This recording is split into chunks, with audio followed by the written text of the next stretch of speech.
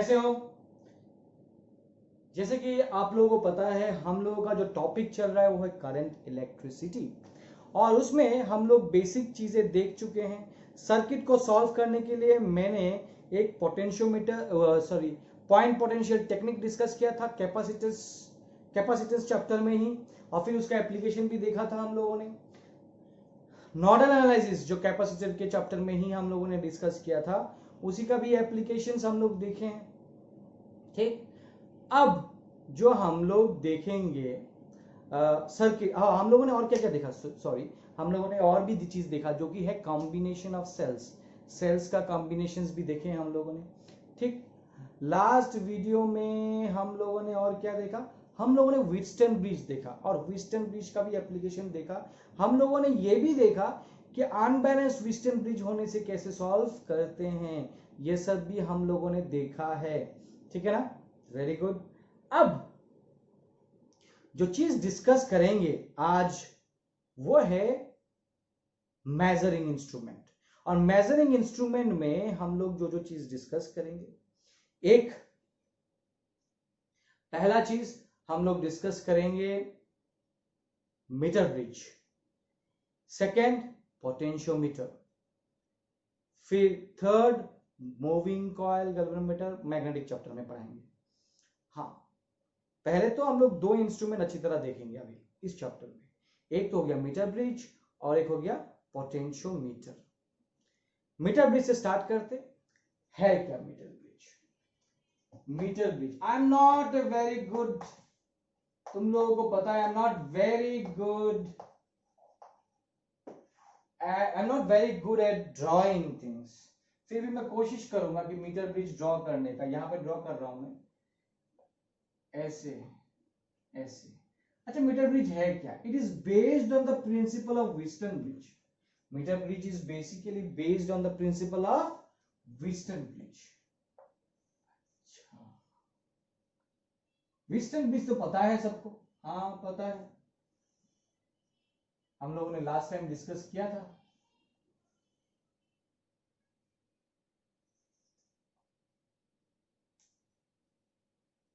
ठीक है ना? अच्छा, अब क्या है, ये एक वायर है, और ये वायर सबसे खासियत इंपॉर्टेंट चीज, इस वायर का जो लेंथ है वो है 1 मीटर, इसीलिए इसको मीटर ब्रिज बोलते हैं।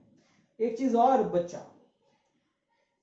तुम्हारे जो बोर्ड का प्रैक्टिकल है उसमें ना पूछते ही है ज्यादातर एक्सटर्नल, क्या मीटर ब्रिज क्यों बोलते हैं इसको? अरे सबको पता है कि मीटर ब्रिज इसलिए बोलते हैं बिकॉज जो वायर लिया जाता है वो वायर क्या है, 1 मीटर का होता है, या फिर 100 सेंटीमीटर। हम लोग एक्चुअली 100 सेंटीमीटर लेंगे जो कि 1 मीटर है। यहां एक रेजिस्टेंस बॉक्स होता है, रेजिस्टेंस बॉक्स, और यहां एक रेजिस्टेंस होता है जो कि मुझे निकालना होगा, ये रेजिस्टेंस बॉक्स का वैल्यू, मतलब रेजिस्टेंस बॉक्स से हम लोग क्या कर सकते हैं, different different value of resistances दे सकते हैं। मतलब यहां पे मैं डिफरेंट डिफरेंट रेजिस्टेंस पुट करूंगा, उस हिसाब से बैलेंस करूंगा व्हीटस्टोन ब्रिज को, और बैलेंस करके फिर ये अननोन रेजिस्टेंस निकालूंगा। इसको मैं एस मान रहा हूं, अननोन रेजिस्टेंस जो मुझे निकालना है। ठीक, और ये नोन है मेरा, ऐसे मैं हर चीज को बता रहा हूं, ठीक ध्यान से। और यहां ये जो वायर है, वायर का हर एक वायर का एक रेजिस्टेंस होता ही है, तो इस वायर का resistance per unit length is sigma. Sigma से डिफाइन कर रहा हूं, सिग्मा क्या है, resistance per unit length, resistance per unit length is a sigma. Okay, अब यहां से तुम लोगों को व्हीटस्टोन ब्रिज याद होगा ऐसे, है ना, ऐसे ऐसे, एक रेजिस्टेंस इधर, एक रेजिस्टेंस इधर, एक रेजिस्टेंस इधर, एक रेजिस्टेंस इधर। यहाँ पे बस वहां पे क्या लिया था हम लोगों ने, पी क्यू आर एस, ये अननोन रेजिस्टेंस, बीच में एक गैल्वेनोमीटर था और यहाँ पे एक बैटरी था जो इस सर्किट को ड्राइव करेगा। तो यहाँ पे भी बैटरी होगा, मतलब इन दोनों अक्रॉस मैं बैटरी, है ना। तो बैटरी को ऐसे भी लगा सकते हैं, ऐसे भी लगा सकते हैं, ऐसे लगा दे रहा हूं,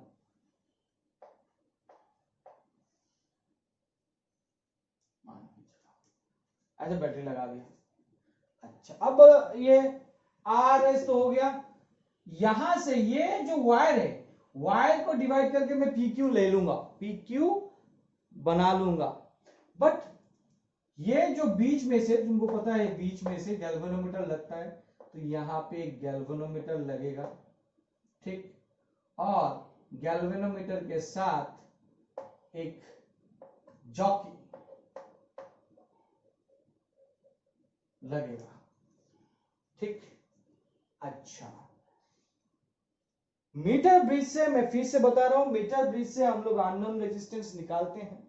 ये हो गया diagram of the meter bridge, ठीक।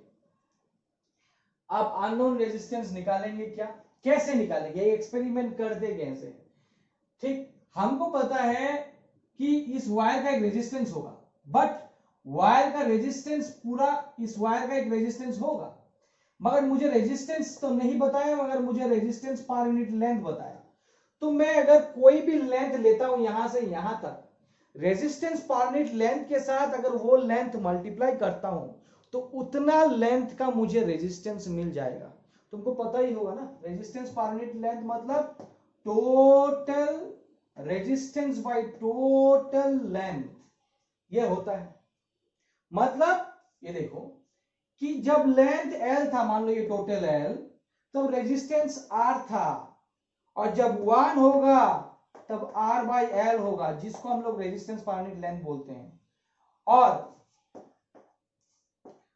जब लेंथ L1 होगा तब रेजिस्टेंस कितना होगा, R by L into L1, ये होता है यूनिटरी मेथड। तो R बाई L क्या है, वो तो है रेजिस्टेंस पर यूनिट लेंथ। तो मतलब कोई भी लेंथ L1 या फिर L2 या फिर L3, कोई भी लेंथ का अगर मुझे रेजिस्टेंस निकालना है इस पोर्शन में, तो मैं क्या करूंगा, रेजिस्टेंस पर यूनिट लेंथ के साथ वो लेंथ मल्टीप्लाई करूंगा, तो मुझे उस लेंथ का रेजिस्टेंस मिलेगा। समझ में आया बात, है ना। तो अभी हम लोग देखते हैं, ठीक। अच्छा, चलो, तो हम लोग लिख सकते हैं, जो लिखने का पार्ट है तुम लोग खुद लिखोगे कि let us consider a meter bridge, ऐसे करके लिख सकते हैं। अच्छा, पहला तो it is based on the principle of Wheatstone bridge, ये चीज लिखना है। कभी कभी क्वेश्चन आता है कि मीटर ब्रिज कौन से प्रिंसिपल पे बेस्ड है, it is based on the principle of Wheatstone bridge. अच्छा ठीक है, मैं कुछ कुछ बोल रहा हूं। What is a meter bridge अगर पूछता है तो तुम लोग लिखोगे, it is the simplest practical application of Wheatstone bridge that is used to measure an unknown resistance, ठीक। फिर प्रिंसिपल क्या है इसका, इसका प्रिंसिपल है it is based on the principle of Wheatstone bridge, that is P by Q is equal to R by S. फिर आएगा construction, तुम लोग लिख सकते हैं कंस्ट्रक्शन में, it consist of 1 metre long manganin wire, mind it, manganin is alloy and वो temperature में बहुत लिस्ट डिपेंडेंट है, बहुत लिस्ट डिपेंडेंट है, मतलब टेम्परेचर के कारण उसका रेजिस्टेंस में बहुत ज्यादा चेंजेस नहीं आता। नहीं तो जैसे ही करंट फ्लो होगा ऑब्वियसली वायर से काफी टेम्परेचर बढ़ेगा वायर का, और टेम्परेचर बढ़ने से मुझे पता है कि रेजिस्टेंस बढ़ जाता है, तो ये रेजिस्टेंस अभी मेजर कर रहा हूं, एक रेजिस्टेंस बताएगा इतना लेंथ का, कुछ देर बाद हीट होने के बाद इतना ही लेंथ का कुछ और रेजिस्टेंस बताएगा, तो बहुत दिक्कत होगा तुमको एक्सपेरिमेंट करते वक्त। इसीलिए जो वायर लिया जाता है वो मैग्नेट इन वायर लिया जाता है, जो कि लिस्ट डिपेंडेंट है, डिपेंडेंट एकदम नहीं है ऐसा नहीं बोल सकता हूं, लिस्ट डिपेंडेंट है टेम्परेचर पे। Okay, it consists of usually 1 meter long magnet in wire of uniform cross section stretched along a meter scale fixed over a wooden board।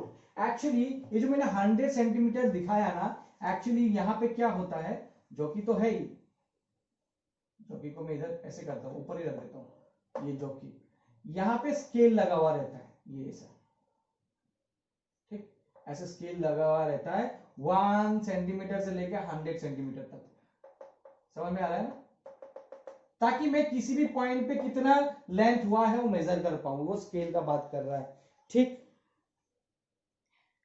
wooden board and with this two end soldered to two L-shaped thick strips.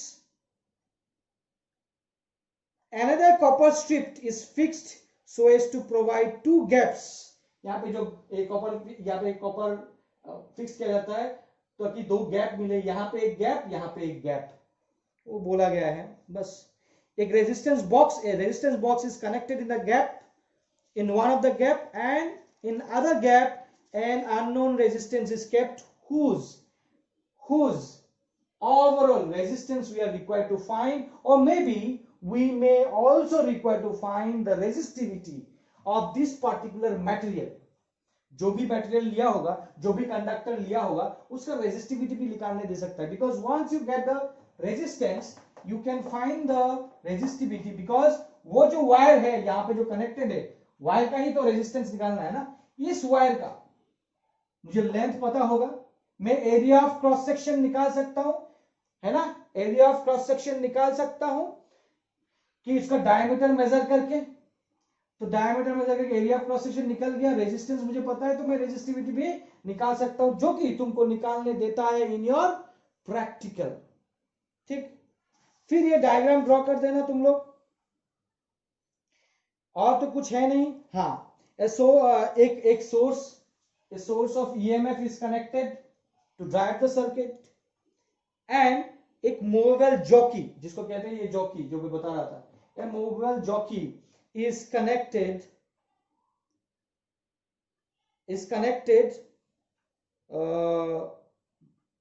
Through a galvanometer, ठीक है ना, ये सब है। अब क्या है working क्या है मैं बता रहा हूं, ये कंस्ट्रक्शन हो गया था, जो भी है। वर्किंग क्या है कि मान लो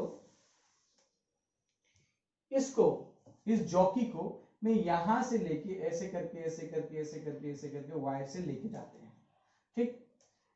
जब वायर से लेके जाएगा तो गैल्वेनोमीटर भी it will start deflecting, because तुम लोगों को पता है Wheatstone bridge, balance Wheatstone bridge कब होता है, जब एक गैल्वेनोमीटर से करंट फ्लो नहीं होता है, ठीक।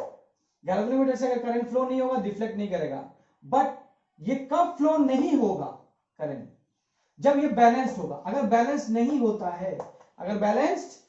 होता है तो करंट फ्लो होगा। तो अगर करंट यहां पे ये हिल रहा है, ये कांटा गैल्वेनोमीटर का अगर ऐसे हिल रहा है तो ऑब्वियसली वो बैलेंस नहीं हुआ, बट एक पॉइंट मिलेगा, मान लो मुझे एक पॉइंट मिला एल लेंथ, यहां से एक पॉइंट मिला जहां पे galvanometer is not showing any deflection, तो हम लोग बोलते हैं इस पॉइंट को बोलते हैं नाल पॉइंट। क्या बोलते हैं, तो वी गॉट द नाल पॉइंट बोलते हैं हम लोग, नाल पॉइंट बोलते हैं कि यहां पे जब जॉकी को इधर से इधर लेके जा रहे हैं तो मुझे एक पॉइंट पे, ये देखो जॉकी का वन पोर्शन यहाँ पे कनेक्टेड है, फिर ये गैल्वेनोमीटर है, ये वाला पॉइंट, और ये एक जॉकी है, और जॉकी को मैं इधर से लगा रहा हूं, तो ये ओवरऑल डायरेक्टली रेजिस्टेंस दे दिया, यहाँ पे तो रेजिस्टेंस देखना पड़ेगा मेरे को, ठीक। अच्छा, तो मुझे मान लो ये L लेंथ का एक रेजिस्टेंस होगा जिसके वजह से ये पूरा का पूरा ब्रिज जो है बैलेंस्ड हो गया। ठीक, तो अगर बैलेंस्ड हो गया तो मैं इसका रेजिस्टेंस, इसका R बोल दे रहा हूं मैं, ये नॉन रेजिस्टेंस होगा, तो मैं बोल सकता हूं कि इस पोर्शन का रेजिस्टेंस को बोल रहा हूं P और इस पोर्शन के रेजिस्टेंस को बोल रहा हूं Q। तो मेरा P बाय Q क्या हो जाएगा, मेरा P by Q resistance of this length, resistance of this length is nothing but sigma into L and resistance of this length वो कुछ नहीं 100 minus L into sigma, ये सिग्मा कैंसिल, तो मेरा P by Q क्या मिला, P by Q मुझे मिला L by 100 minus L and since it is balanced it is equal to R by S और यहां से मैं S निकाल सकता हूं, मतलब S equal to R 100 minus L divided by L।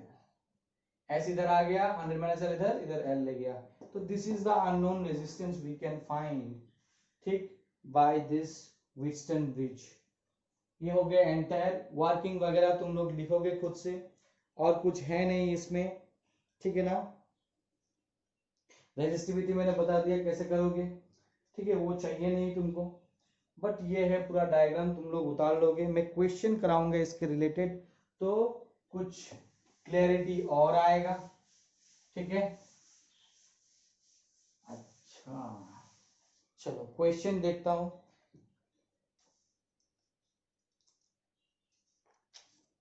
Simple simple question, ज्यादा डिफिकल्ट कुछ क्वेश्चंस नहीं। एक क्वेश्चन लिखो, in a meter bridge the null point is found, बोला क्या है, in a meter bridge the null point, लिख देता हूं, in a meter bridge null point is found at 60 centimeter, okay। If now a resistance of 5 ohm is connected in series with S, if now a resistance of 5 ohm is connected in series with S, the null point occurs at 50 centimeter. The null point occurs at 50 centimeter. Determine the value of R and S.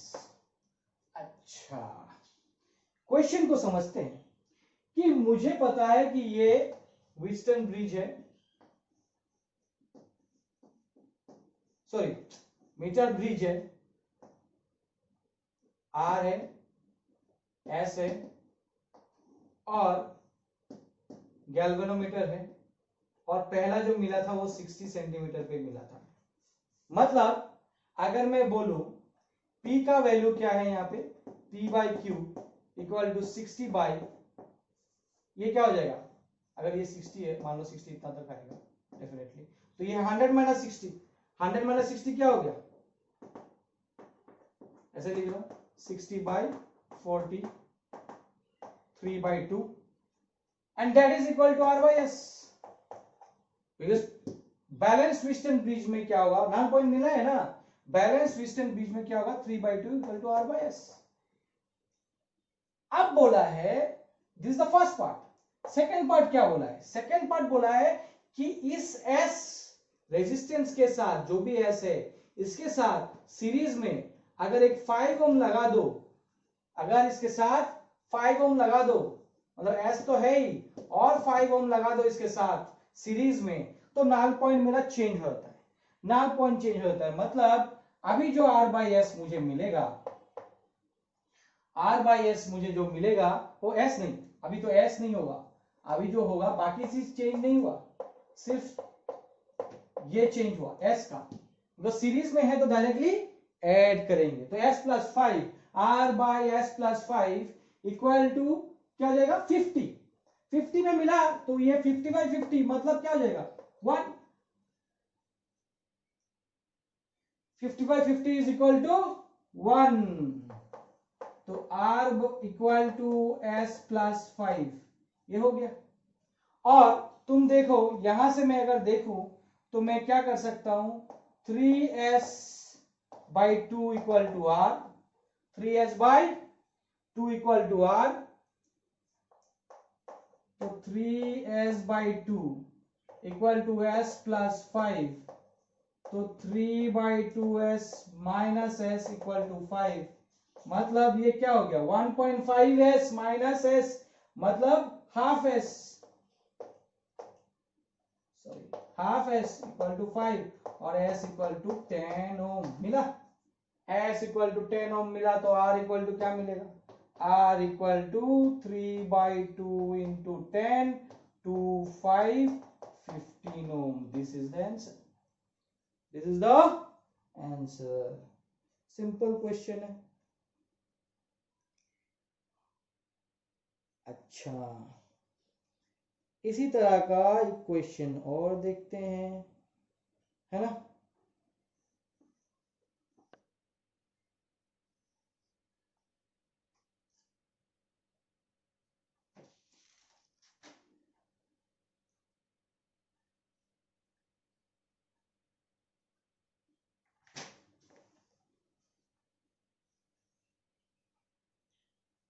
The given figure दिया है, ठीक है, the given figure shows the experimental setup of a meter bridge.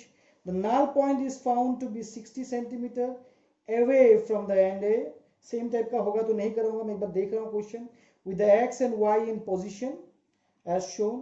When a resistance of 15 ohm is connected in series with y, the null point is found to be 10 centimeter towards the end of the wire. Find the position of the null point if the resistance of 30 ohm were connected in parallel with y. थोड़ा सा अलग है, इसी type का ही है but थोड़ा सा अलग है, देखते हैं क्या है। इसी टाइप का, इसे टाइप का ही क्वेश्चंस हैं, कुछ बहुत भयंकर क्वेश्चन नहीं है, कुछ हम लोग देखते हैं क्वेश्चन क्या बोला है कि ऐसा एक अरेंजमेंट दिया हुआ है, फिर से बता रहा है कि एक अरेंजमेंट दिया हुआ है, ऐसा अरेंजमेंट एक है और ऐसा बोल रहा है कि यहाँ पे x है और यहाँ पे y है, हाँ, और बोल रहा है कि इस अरेंजमेंट में the null point is found to be 60 centimetre away from A, तो यहाँ पे ये लोग ने A को इधर दिया है,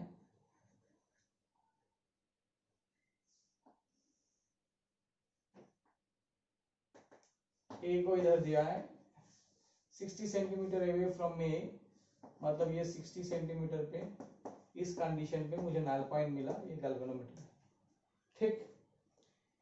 अच्छा,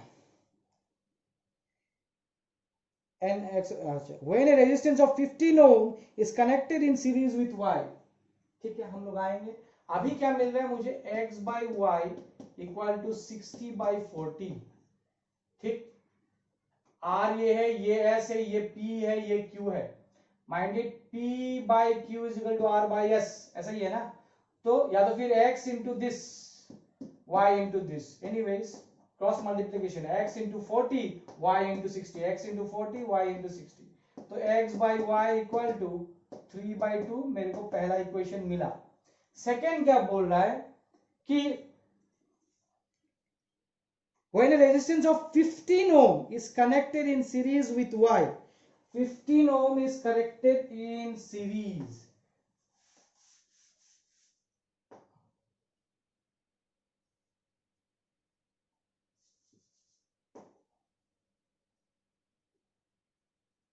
y and 15, तो x y प्लस 15, तो मुझे क्या मिला, The null point is found to shift by 10 centimeter towards the end A. और shift by towards the end A 10 centimetre इधर शिफ्ट हो गया, मतलब 50 पे मिल रहा है। कितना पे मिल रहा है? 50, मतलब ये 50 by 50 होगा, मतलब ये हो जाएगा x y plus 15 1। ठीक, ये सेकेंड इक्वेशन। थर्ड कुछ बोल रहा है, और क्या बोल रहा है? और बोल रहा है find the position of null point if a resistance of 30 ohm were connected in parallel with y। बोला है अब क्या होगा अगर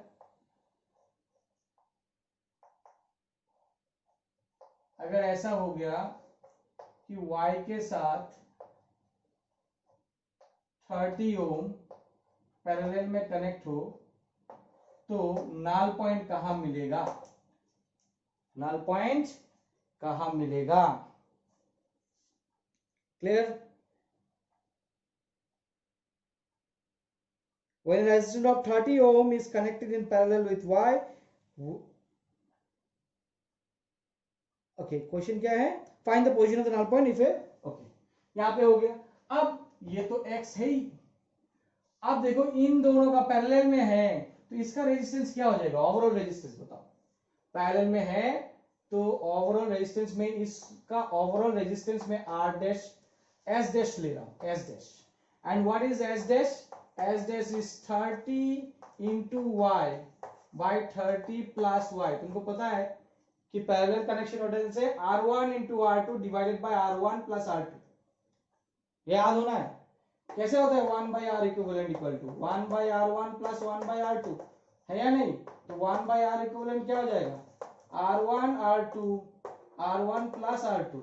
तो R इक्विवेलेंट क्या हो जाएगा पैरेलल में दोनों का? R1 R2 R1 plus R2। तो वही मैंने किया कि एक R1 इसको R2 ले लिया, तो R1 into R2 R1 plus R2, R1 plus R2। ठीक, अच्छा, तो ये हो गया। अच्छा, तो ये अगर हो गया तो इसको, ये हो गया एस डैश। अब क्या करेंगे? x बाई एस डैश, है ना? x बाई, हाँ, x by S dash equal to जो भी ये लेंथ है ना, जो भी लेंथ है, मान लो ये लेंथ अब ये l है, कहां पे मिलेगा? और ये 100 माइनस l मिलेगा, बिकॉज ये l का वैल्यू हमें नहीं पता है। तो पहले इन दोनों से मुझे x एंड y का वैल्यू निकल जाना चाहिए, तब मैं l का वैल्यू निकाल सकता हूं। बात वही है, तीन इक्वेशन बिठा दिया।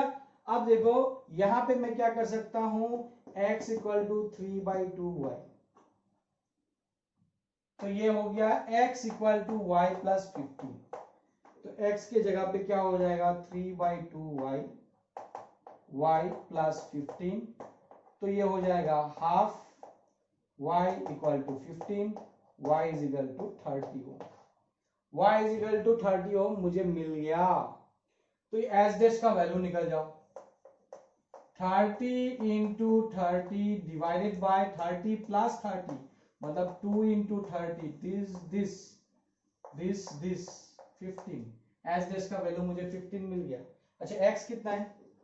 x का वैल्यू हो जाएगा 3/2 इंटू वाई डेट इज 30, 2 15 मतलब 45। अच्छा, तो मुझे मिल गया ये 45 x का वैल्यू। एस डैश का वैल्यू मुझे मिल गया 15, ये l 100 माइनस है, तो ये क्या हो जाएगा?